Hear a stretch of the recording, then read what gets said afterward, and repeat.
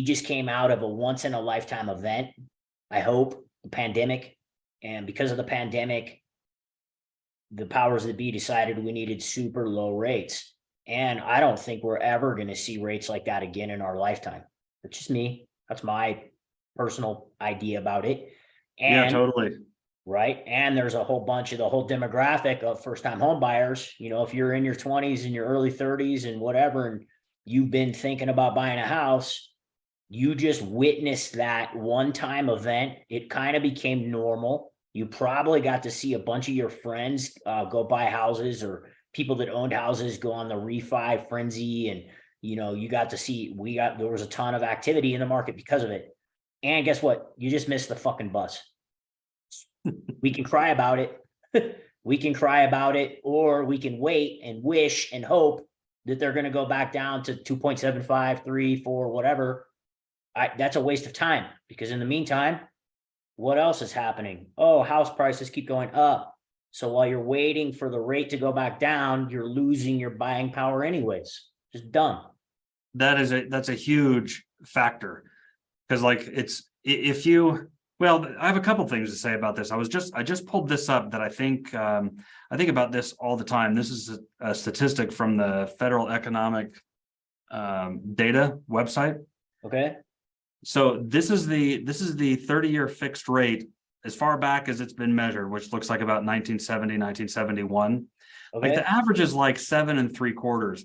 So I think anybody, they dipped below 5. I mean, a little bit in 2009, but they went below 5 and stayed below 5 in 2010 for the first time ever. Yeah. And if you're coming of age in 2010, let's say if you were born in 1985, you're 25 years old in 2010, that's when maybe you start thinking about interest rates. Because when you're 15, you don't care about interest rates. You're playing baseball or whatever. You know, you're doing something else. You're in school. Yeah. But when you become an adult and you start thinking about when you have to pay for the roof over your head, and you're like, well, boy, renting seems easier because it's a little like less expensive, maybe by $100 or $200 a month or something in 2010. Maybe it's a few $100s more now. But like you think, well, renting's a better deal. It costs less per month. That's ridiculous, of course, because you're not buying anything when you rent. You have nothing to show for it. You got to own the roof over your head for lots of reasons. And I have all sorts of ways that we can talk about that and show that. But look at this slide. Like people who are 25 or younger in 2010, that's all they know is 5% rates. I remember back in these dates here, when rates were going down, you know, they'll say they are 8.5 or so in 2000, and they start creeping down, and everybody's refinancing. Every time the rates drop by a half point or a point or somewhere in there, they're like, holy cow, rates are in the 5s. Holy cow, rates are in the 6s. This is crazy. I can't believe rates are this low. Oh my gosh, they're dropping again. They're dropping again. They're dropping again. And now when they go up to what's considered kind of normal and even historically lower than average, everybody's like, oh, they're super high. And spit that back out. What's the average? What'd you say? 7 what? 7 3/4 is average. Over from 1970 what? 1, I think, is when this starts. So that's easy. That's my birthday. That's 52 years of data. So in 52 years, it's north of 7. So what, like today, what's the deal today? It's 6 1/4 this morning, 6.5. Where are we at today?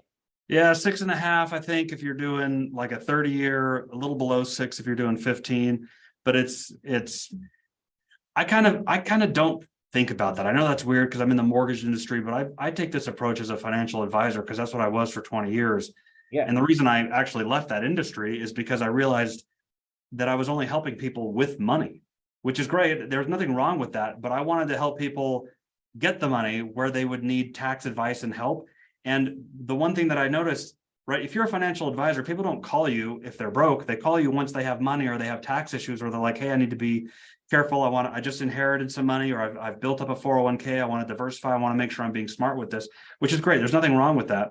But people only came to me after they had made some smart financial decisions. Right. And I helped them take that next step. But the most common decision that people would make to put themselves in the position where they actually had some money to take care of was buying a home. Yeah. I mean, you build so much equity so quickly just by sending your checks each month to the bank instead of sending it to your landlord so that they can send it to their bank and own the property. Like, it just doesn't make sense to rent, unless you're just really temporarily somewhere, like I'm talking a year, maybe two, if you know you're leaving, renting can make sense. But other than that, like you should own the roof over your head. And if you really think you're leaving, it also could make sense to buy the house anyway and then make it a rental when you leave. That's perfectly fine too. I'm not saying that you can't buy unless you plan on being around somewhere longer. But I just got into this industry for that purpose. And the reason I bring all that up is I look at these numbers from a financial advisory perspective, and it's like, I really don't care what rates are today, because if I buy them, if it's a good time to buy properties because the values are lower because rates are higher, it's pulling a lot of competition out of the market. So there's fewer offers on every home.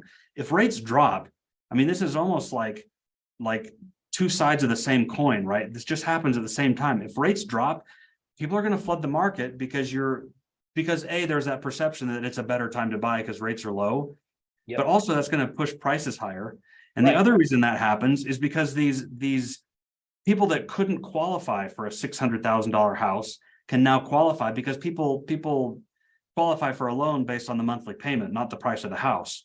Right. And so that floods the market with these buyers, which is going to do what to inventory, because it takes so long to put inventory on the market in real estate because it has to be built. Yep. I mean, there's other ways to get it on, like if there's a mass exodus out of Denver or something, that could bring inventory online. But for the most part, inventory takes a long time to go online. So when rates drop, prices spike because people are like, I've got 40 offers on this property. We lost a property. One of our agents, so we're lenders, and one of our agents put an offer on a property. They offered $50,000 over the asking, and they lost it. And the winning offer won it, and they offered $166,000 over asking, and that's the offer that the sellers took, of course. Yeah, because it put another $116,000 in their pocket, right? Yeah. And that's with rates where they are, and if they drop, it's just going to get worse. So I really think of rates as like, what does it really matter? Here's the worst that could happen.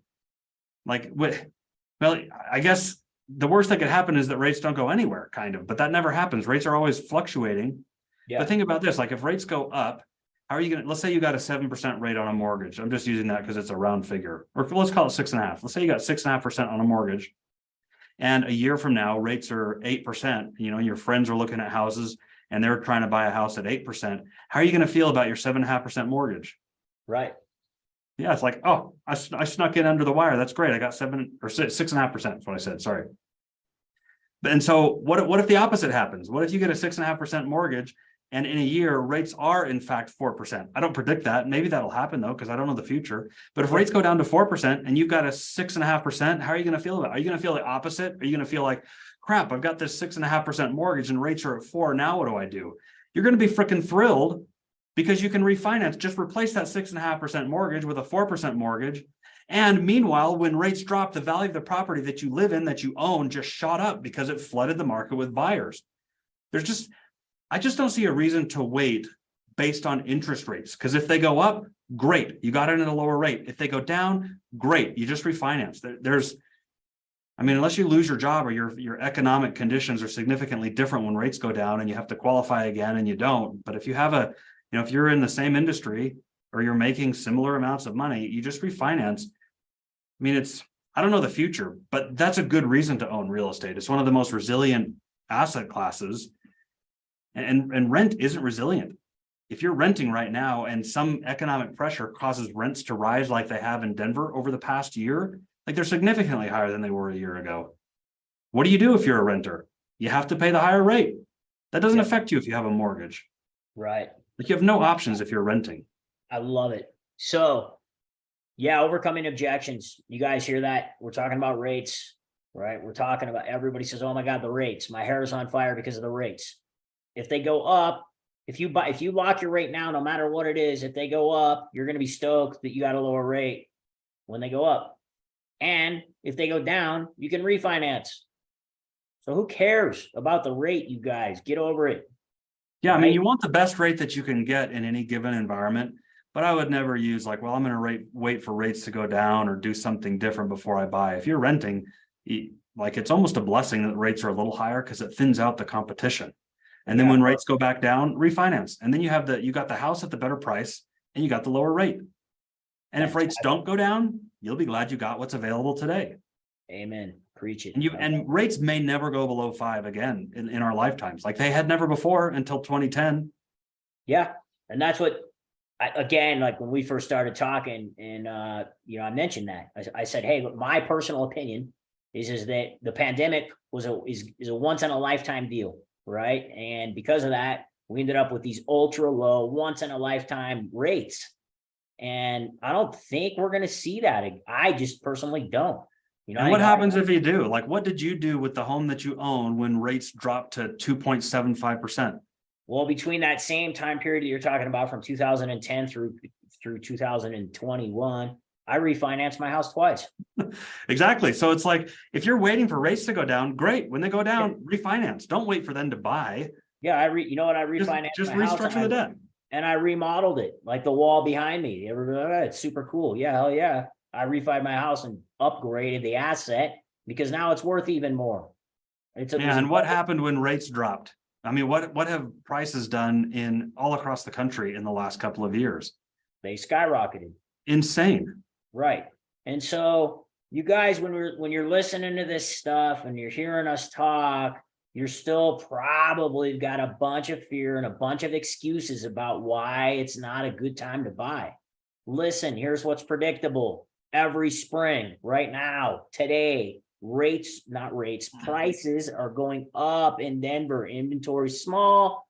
People come in, they see what's going on. They want to move before, like right when school gets out is when everybody wants to move. Like first week of June is when everybody wants to call the moving company, right? Which means if it's a 30-day process to buy and sell houses, now's when everybody's out shopping for houses. When the right house shows up, everybody swarms it and it drives it up, right? Brady was just talking about $116,000 over ask was the winning offer. That's now in real time recently, right? Yeah, this weekend. Now I will say, so like, don't let that depress you if you need to go buy your first home, because that was $1.5 million property. Yeah. And again, that's not a huge property in Colorado anymore. But there are properties in the $400,000 and $500,000 range where they're not gonna sell for $166,000 over asking. That happened because it was a $1.5 million property. So look at this, break down the percentage that you guys, here's the deal. This is predictable every spring. This is the Denver real estate market. The 30-year history has been 6.5% increase in property value annually for over 30 years, right? Last 3 years is a fluke because rates were so low, prices jumped up way more than that, right? We saw double-digit appreciations for the last 3 years. Here's another interesting, sorry, go ahead. Yes. So on the $1.5 million house that Brady's given an example of, 1.5 million increases $116,000 over list. That's statistically normal. That's like 8% ish, 10% of, it's right there, 7% of the value. So that neighborhood and that house just did what's statistically normal. It went for 7% higher than it was last year.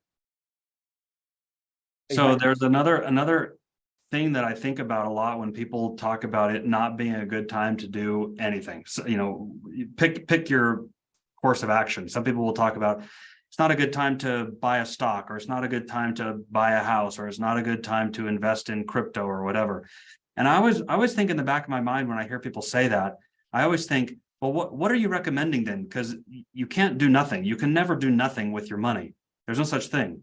Because if you're what people feel is doing nothing is leaving the money in the bank, but that's not doing nothing. That's investing in US currency, which is constantly depleting in value anyway. But when people talk about like, well, it's not a good time to buy, I'm going to wait for this or wait for that. And in personal circumstances, that could be true. Like if you're joining the Peace Corps and you're disappearing next month, for across the world or something, then it's not a time to buy a house. But if you've got 2 years or longer that you're predictably in an area and you can qualify to buy a house, my question when people say, well, it's not a good time to buy because of this or that, my question back to them is like, well, what are you going to do then?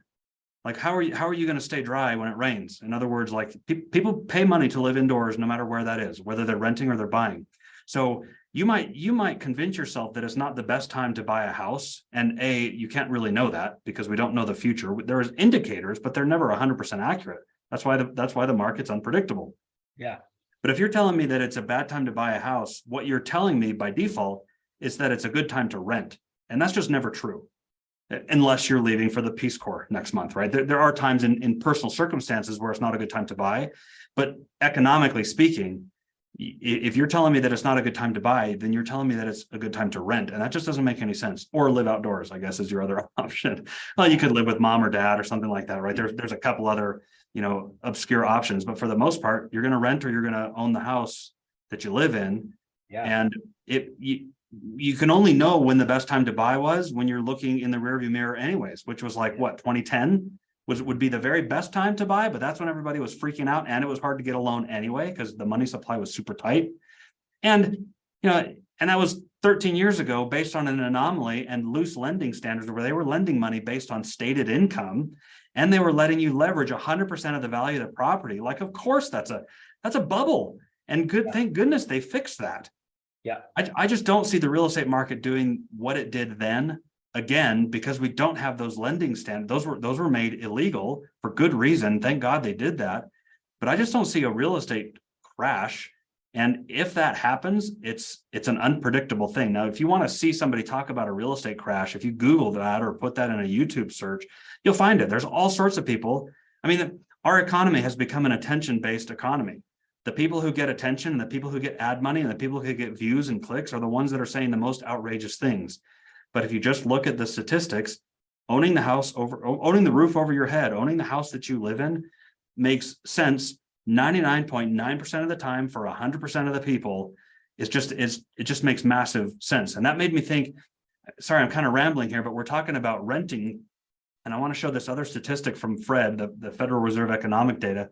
This is the increase in rent. Let's see, to be specific, they do a 12-month rolling period. So they're looking back 12 months. So what's today? April.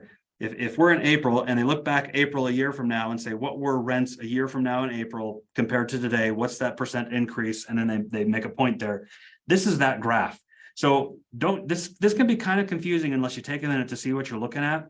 But this is a graph of the increase in rent. So when this is going down, this does not mean that rent is decreasing. It just means that it's increasing less quickly, right? So in 1990, it increased by 4% from the year before. But in 91, it only increased by 3.6% in July.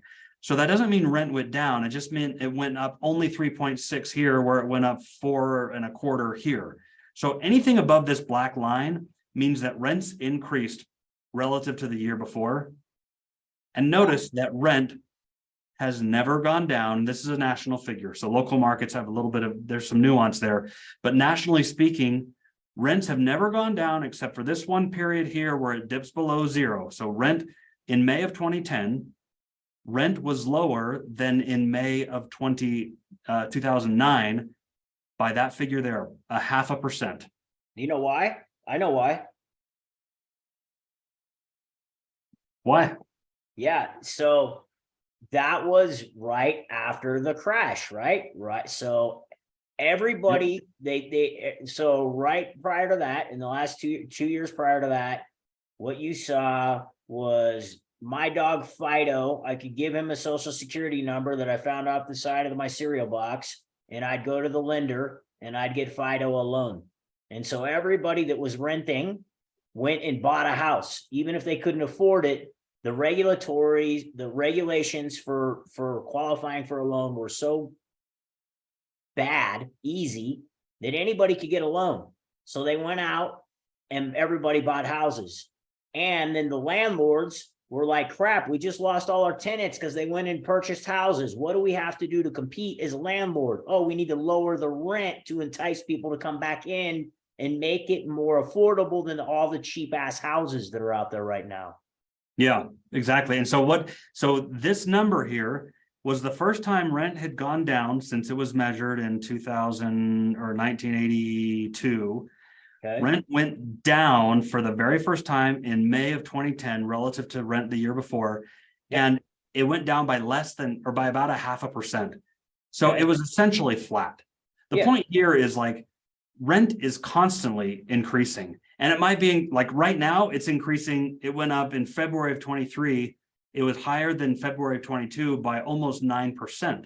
So this is an anomaly. That's a big increase, but it's always going up. And so if this goes back down here in the future, back down to something more normal, that doesn't mean rents are going down. It just means that they're not increasing. Anytime it's above this black, it's positive. Yep. So this is just a good graph to show that just rents do not go down, generally speaking. That's pretty much the rule. And this one time where it did, it was closer to flat than down. It was less than 1%. Actually, it was even less than that. Sorry, that 0.05 is not 5%. That's not a 0.5%. That's 0%, 0.05%. Like it's basically zero. Yeah, it stayed the same. Rents were flat. Yep. So they just don't go down. So just reassure. So I think a lot of people that are renting and they've got all the fear of like, oh my gosh, buying a house is a big responsibility. And oh my gosh, if I have a mortgage payment, there's no way I'm ever going to be able to get out of it. And if I'm 2 days late on my mortgage payment, the Gestapo is going to come and burn my house down and throw me out on the street, or I don't know. People just get terrified, right? That a mortgage payment's a crazy, huge responsibility. So can you speak to the idea that once you have a mortgage, like we just looked at that graph, and to me, what it says, okay, yeah, we can all universally agree, rents rise, but your mortgage payment, is there a reason why your mortgage payment's going to rise? No, I mean, when you make a check to the bank or when you write your mortgage payment, there's the principal and the interest, which is paying off the loan. And that's the same payment for 30 years. 30 Doesn't years. Change at all. Right. And so one of the things I remember when I was in my 20s, before I was a homeowner, I remember getting anxious months before I knew my lease was going to renew. Right? Because the little kid in me was like, shit, I got to go to the principal's office and have that talk about renewing my lease. And they're going to tell me that I'm a shitty tenant. They're going to tell me that I already lost my damage deposit. They're going to tell me that, whatever, blah, blah, blah, blah. And the big killer is going to be they're going to increase my rent. And it's going to happen every year, predictably. Yeah. And now, like as a homeowner, just the solace, the peace of mind that comes with like, man, my mortgage payment is the same damn thing it is every month. And it's going to continue to do that. And if for some reason I can't afford it, holy cow, the house hacking industry, right? I mean, let's talk about the 4,800 ways you can use your house to make money. How many people out there just got rich in OnlyFans? I mean, you could be an OnlyFans superstar in your rental, but when you're an OnlyFans superstar, you buy real estate, right?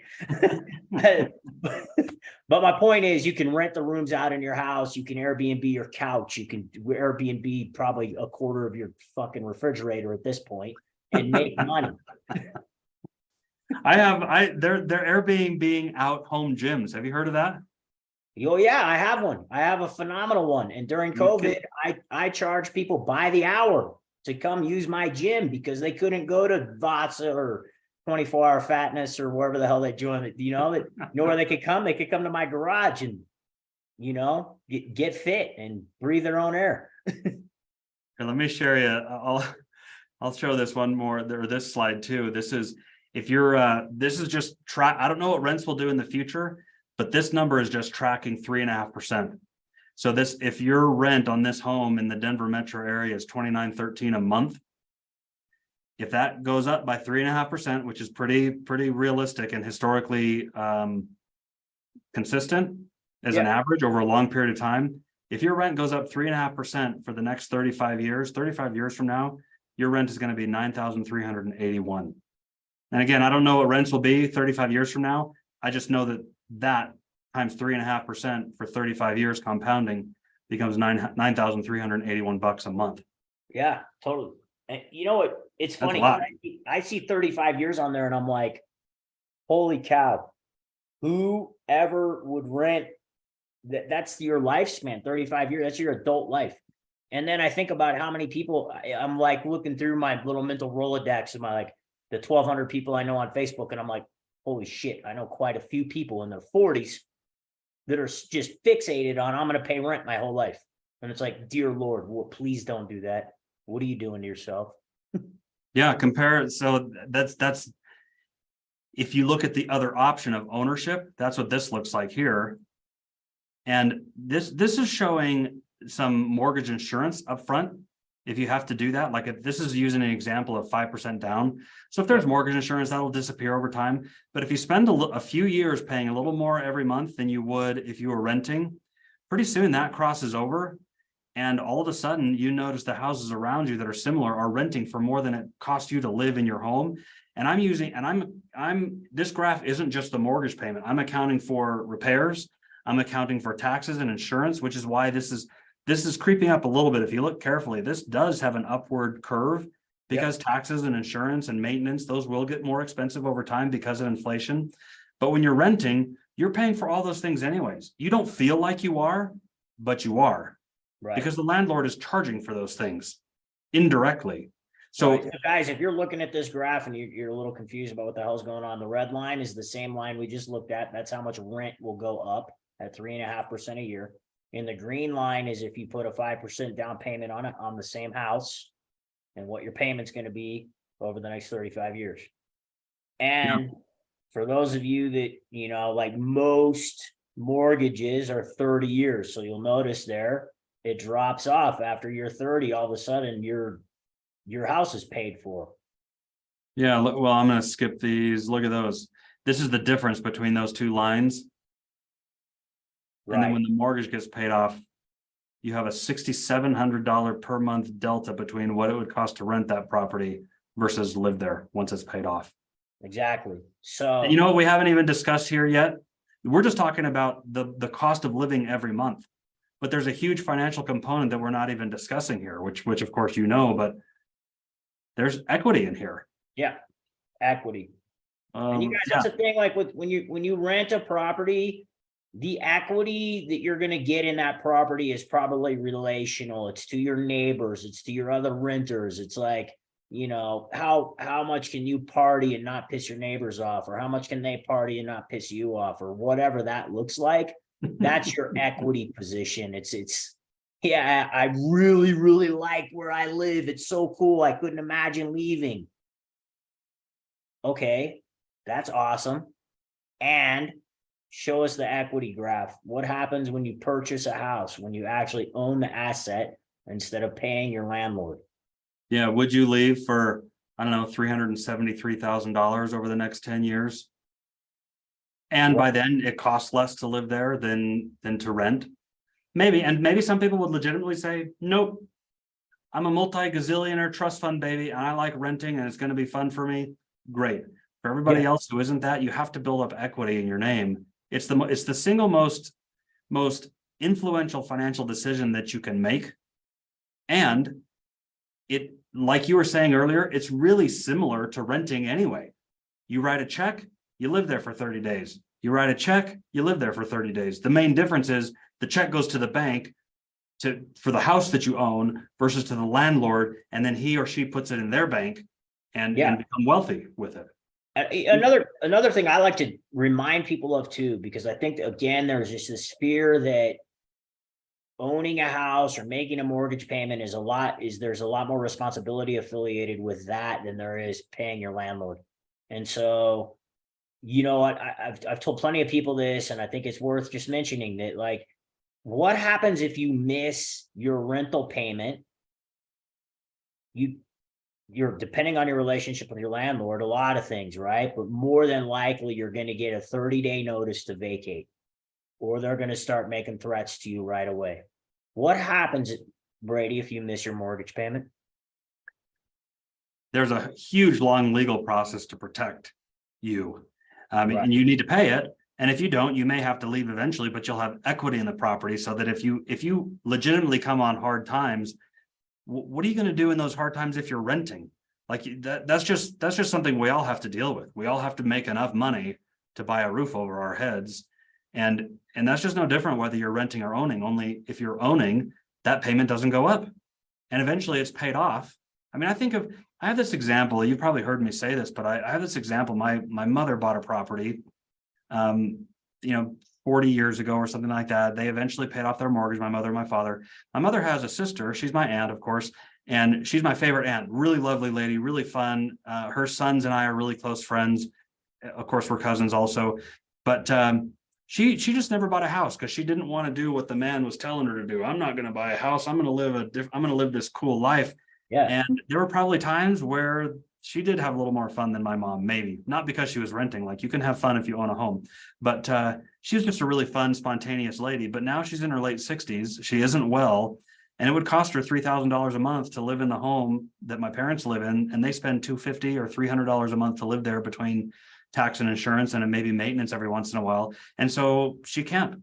She is subsidized by my cousin's income, and he has a wife and 2 children. Like, she doesn't want to be in that position where she is needing his money that could be used to take care of her grandchildren. And maybe most people watching this aren't thinking about their grandchildren and whatnot, but that will come. And the bottom line is, it really doesn't. My mother and my father, so they're married, but they spent less money to own that house than my aunt did to rent all that time, because it costs less money over time to own a home than to rent. Right. And you have something to show for it. So they have several $100,000 in equity in a home. It's in the suburbs of Phoenix. And should something happen and my siblings and I needed to pay for some facilities for my parents, we can use that home equity to do that. Or if they were caught in a pinch, they could do a line of credit based on the equity called a HELOC. I mean, they could do all sorts of things because they have equity that just aren't an option for my aunt.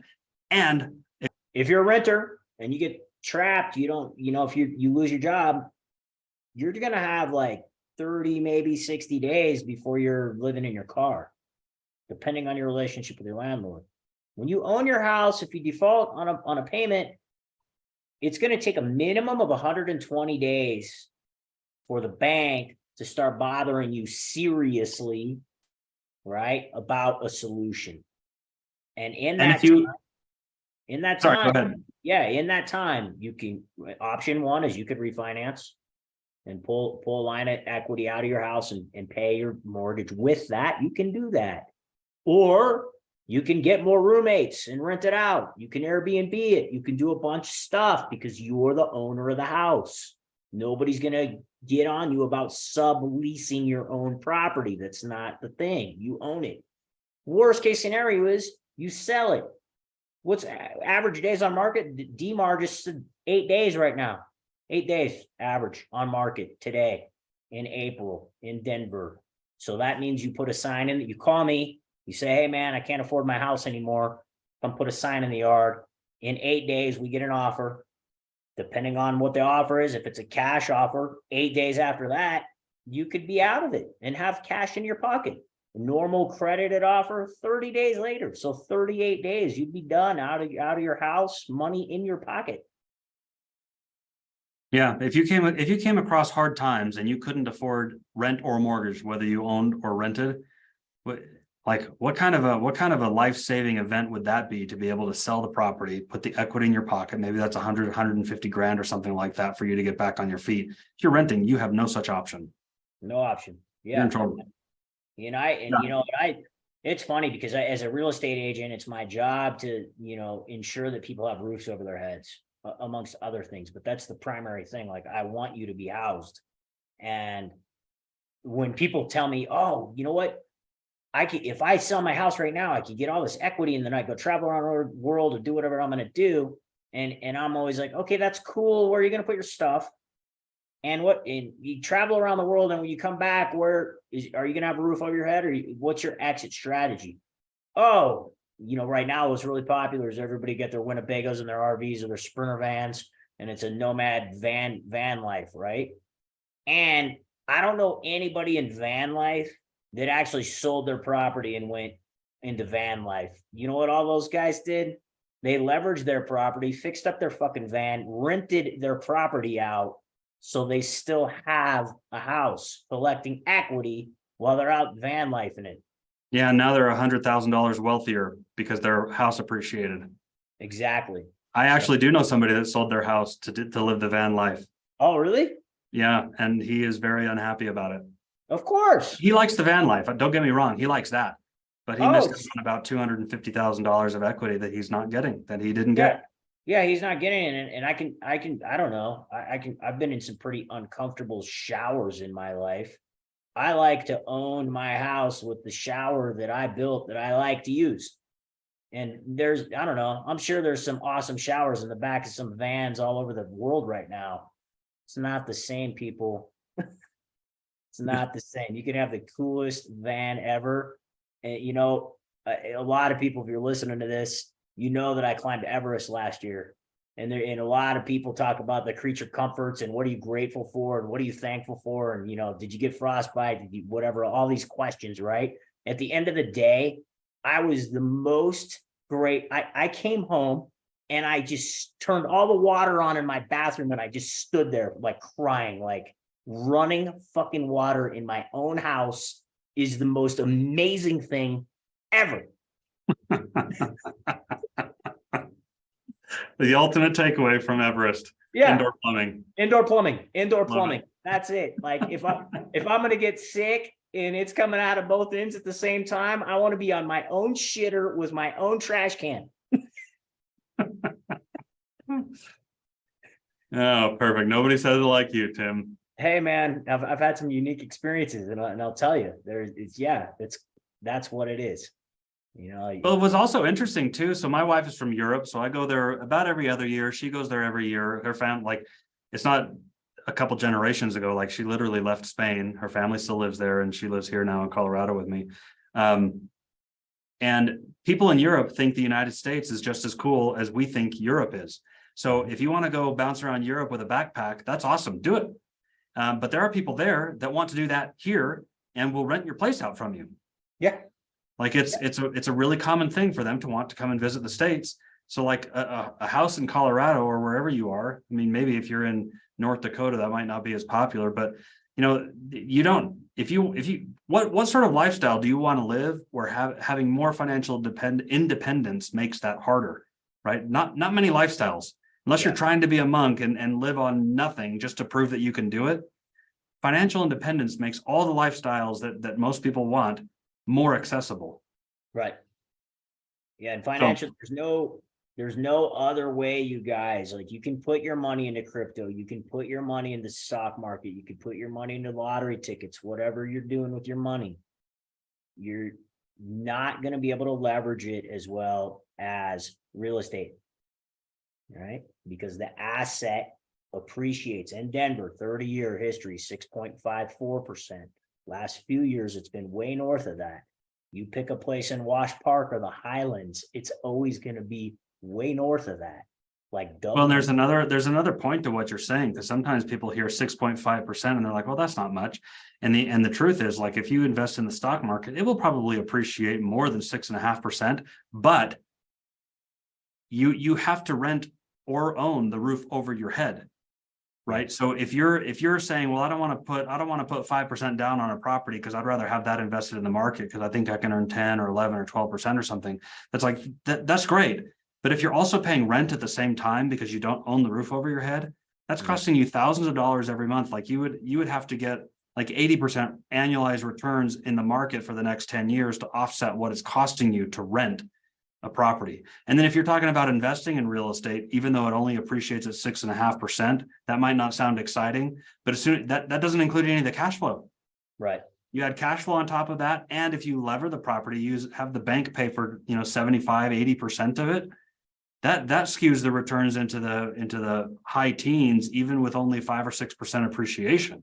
So there's so much more going on than people realize, which is why I'm in this industry. I felt like the numbers being calculated in the real estate industry for renting versus owning and for investing just weren't reaching the mom and pop investors, like the middle class. Of course, the very wealthy people that are buying, strip malls and these skyscrapers and, 100-unit apartment buildings, they've got their numbers dialed in because they hire people and pay them 6 figures to tell them accurate numbers.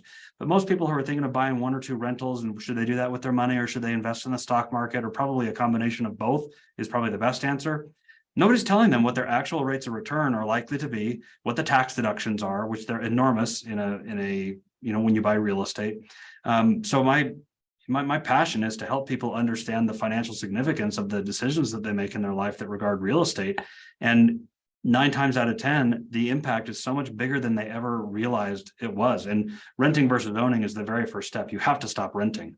It's literally costing your net worth thousands of dollars a month relative to what it would the impact that it would make if you owned. You just have to get on. You have to make that decision, get that fear behind you, and start sending your checks to the bank instead of the landlord. And it will have a massive, massive impact, not just on your cash flow, because eventually you'll spend less to live there, but you'll look back, a couple of years or at some point in the future. I don't know how long it takes. Depends on what you buy, and it depends on the market, but you'll look back and you'll be like, holy cow, my equity in my house is my biggest asset. I've got $250,000 equity in my house. How did that happen? It just felt like it felt the same as renting. And now I've got a bunch of money in equity. It just happens that way. Yeah, no, it's crazy. I've owned this house since 2007, and I'm right there. There's north of $250,000 sitting inside this thing that I just go to sleep in every night, and every morning when I wake up, that $250,000 is creeping up, and it's just getting bigger and bigger and bigger because I own this house. Yeah, I've got a mortgage payment. Yeah, And you don't have to share these figures if you don't want to, but just in general, yeah. are you spending less on your mortgage than it would cost to rent the house next door to you that's similar, or a house in your neighborhood that's similar? Oh, that's a fantastic question, right? Because I'm getting closer and closer to turning this into a rental, so I pay attention to that all the time. How much can I rent this house out versus my mortgage? And without going into too much detail, there's about a $1,200 a month difference. I would be $1,200 a month ahead. Van life, why not? Sure. I hold the asset. My mortgage is $2,000 a month. I can rent this place all day long for $3,200 a month. So there's 2 ways to look at that. You could turn that into positive cash flow, or you can just look at, had you not bought that house in 2007, you said, had you not bought that, it would be costing you $3,200 a month to live there. But instead it's only costing you $2,000 and you have $250,000 of equity in it. Yeah, it's amazing. In what scenario is that not desirable? And the thing is, sometimes people will look at that and be like, yeah, but that ship has sailed, you got lucky. And it's like, no, that's what real estate has done for the past 150, well, since the beginning of democracy, when you could own real estate. That's just what happens. Yeah, 100%. Yeah, so you guys, you're watching this stuff. We'll put this out on our YouTube channels. We're gonna cut it all up and put it on IG and everywhere else, blah blah blah. At the end of the day, if you're watching this right now and you're renting and your brain is spinning out of control, but wherever the hell you're watching this at, make some comments or call me or call Brady and give us all of your buts. We're not trying to be pushy sales guys. We're trying to help you become wealthy. Who does not want more money? I don't know. If you don't want more money, then I don't know. Good luck keeping the lights on. I sometimes think of it in terms of like, because I met people who make career choices. My wife is one of them. She didn't become a school teacher because she wanted to be wealthy. She just wanted to contribute the way that she was passionate about. And that's great. And so wealth is great. Well, I'll say it this way. You don't have to desire to become a multimillionaire to be a good human. I firmly agree with that, but it also is not, there's nothing wrong with becoming wealthy if you do it in a honorable way. However, financial independence is the best way to leave your footprint, or the way you want to make a difference in this world. There is no scenario in which financial independence will work against you. The more financially independent you are, you don't have to be a gazillionaire.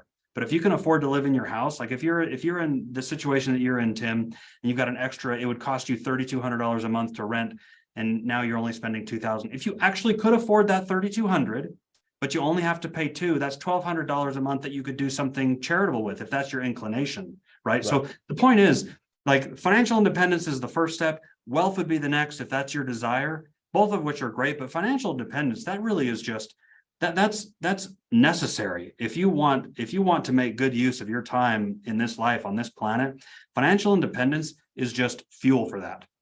It's really hard to make a good impact on the world if you're scrambling to make enough money to pay your rent check next month, right? You just don't have the capacity and the bandwidth to give back to society if you're struggling over money. Money's like oxygen, right? If you don't have it, it's your only problem until you get enough of it to at least, breathe easy every month. That's the very first step. And I'm super passionate about that. I love that analogy. I was just at a cocktail party yesterday and everybody was like, well, what stopped you from summiting Everest? And I was like, oxygen. Turns out I like breathing. Huh, Yeah, who knew? It's just a breathing thing.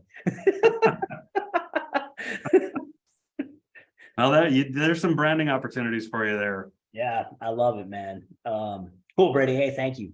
Like this was good. Yeah, I always like chatting with you, man. Thank you. Yeah, likewise.